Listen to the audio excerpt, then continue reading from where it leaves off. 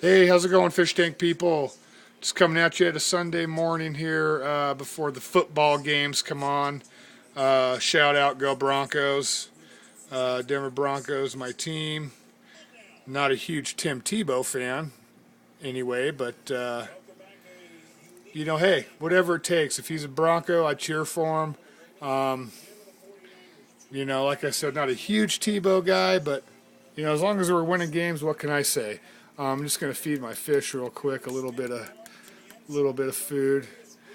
Just wanted to give you a little bit of action, a little fish action there. Show you what I'm feeding them real quick. Just giving them some of this freeze-dried bloodworms. Give my fish a real big variety of food. They get this every now and then, maybe once or twice a week. I'll give them some of these. They get a lot of, not a lot, but they get flake food. The Tetracolor, obviously.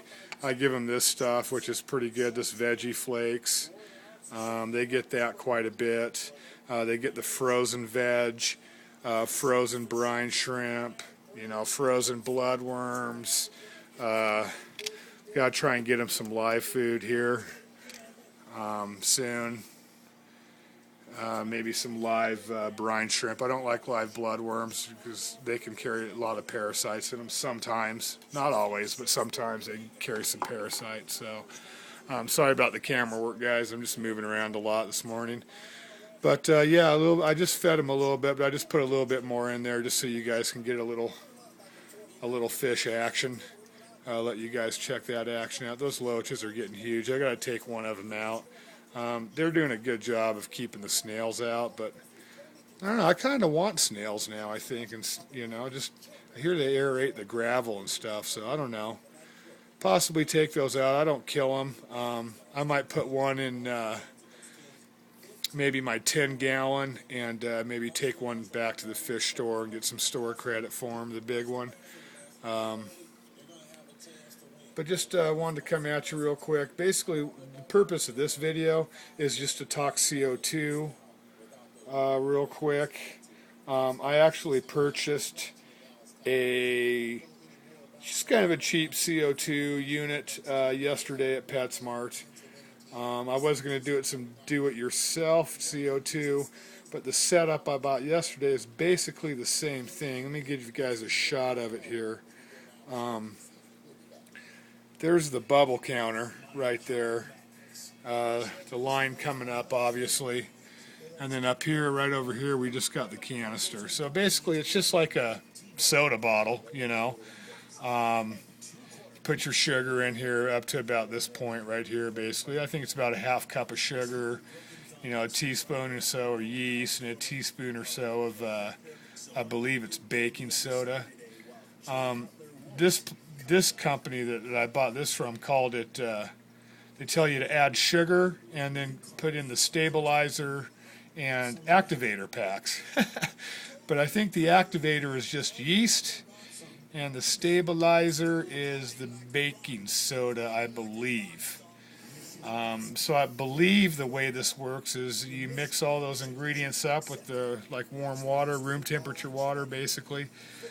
Stir it up a little bit slightly, cap it off, put the tube on there, run the tube down into the bubble counter, and I think what happens is the fermentation of the product in there, builds up a gas, which builds up pressure inside the canister, which the pressure then pushes the gas out, which is CO2, down the tube, and then down into the bubble counter down here, and then the bubbles just kind of slowly work their way up there and do what they do, and then they come out and float around. I think that when it pops is when the gas is released into the tank, but I'm not 100% sure. I mean, I'm not a scientist. I think that's how it works though, so just so you guys can see, it's basically a do-it-yourself CO2 system. It just comes in this fancy canister that you can hang on the side of the tank there. And this setup is actually for a 20-gallon aquarium, and of course this is a 37-gallon with all the stuff in it. I've probably only got about maybe 32 gallons of actual water in it, maybe 33, but still, this is a little small of a unit. But I think I'm going to be purchasing a 25-gallon tank soon, so I'm going to put this probably on the 25-gallon when I get that after Christmas.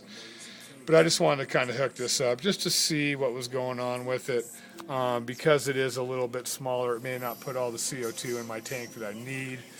So I can always, fall back on this stuff here, which I generally, I use from time to time. The CO2, set up like that is better than having, going liquid, in my opinion. I think. I'm not 100% sure on that because I haven't really tried both and experimented with both yet to see the difference. I mean, as long as you're getting something in there, you're doing something right. But let's give you guys a quick shot of the shark there.